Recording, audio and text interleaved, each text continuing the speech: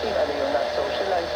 I-separate mo na, huwag mo nang isama doon. Basta, yung member mo gustong humiram, pahiramin mo kahit na up to 300,000. Tapos ibigay mo yung 3% na, yung 3% na interest sa kanila. Allowable interest.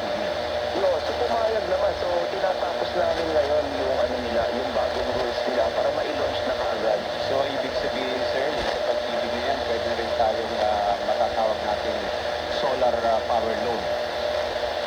Oh, pwede tayong humiram sa kanila at magtatayo tayo ng sarili natin. Eh, kung magkakatabi yung mga bahay natin, pwede kang gumawa ng maliit na grid doon, tapos konektado doon sa mga, sa mga neighbors natin. Eh, kung sino yung kapitbahay natin, eh, may malaking, roof space, eh di gumawa tayo ng mini grid kahit na 4-5 bahay konektado doon. O, sabi ko, kausap ko kahapon yung Meralco, sabi ko, mga kapatid, pag ang taong bayan, ginawa yan, huwag niyo nang pahirapan, pahihirapan niyo pa. Pag may sabi niya, boss, huwag lang yung color room.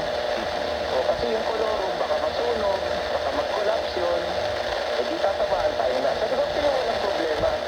May mga nabibili ngayon na Kong Art, Kong Benny. May mga nabibili po ngayon na anong tawag ko na sa solar po yun na ang tawag nila ay parang on-grid na, ang tinatawag silang on-grid na yung sobrang yung sobrang napoproduce na kuryente ay pwede mo nang ibenta sa Meralco. Eh, marami na akong nag-a-avail ng ganun. In fact, pinag-iisipan ko po yun. Ako po, Net metering po yun. net metering ba tawag doon? Oo. Pero boss, isipin mo yun. Pag binenta mo kay Meralco yung power mo, hindi ka niya babayaran doon sa rate, ha? yes, yun ang tatanong ko. Kasi sa ngayon, ang rate nila is 15 pesos and 53 centavos. Hindi niya ibabayad sa yun. Siguro babayad lang sa 50% lang ng value na yun.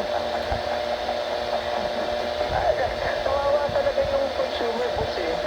Tuhog talaga. Tuhog talaga. Walang kalaban-laban. Tapos pag hindi nagbayad, puputulan mo. Totoo. Kawawa.